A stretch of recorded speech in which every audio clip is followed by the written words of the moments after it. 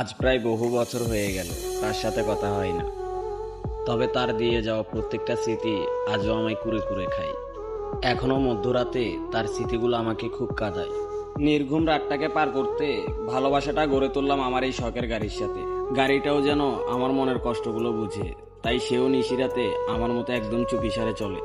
তবে মাঝে মধ্যে স্পিড ব্রেকার কিংবা ভাঙা রাস্তায় পড়ে গাড়িটাও আমাকে স্মরণ করিয়ে দেয়, এতটাও ডিপ্রেশনে ডুবে যেও না, যে ডিপ্রেশনে ডুবে গেলে তুমি তোমার হুঁশ হারিয়ে তোমার সাথে সাথে আমাকেও চলে যেতে হবে। আমি চলে গেলে মহাজন আবার আমাকে টাকা দিয়ে বানিয়ে নিতে পারবে, কিন্তু তুমি যদি চলে যাও তোমাকে আর কেউই ফিরাতে পারবে না।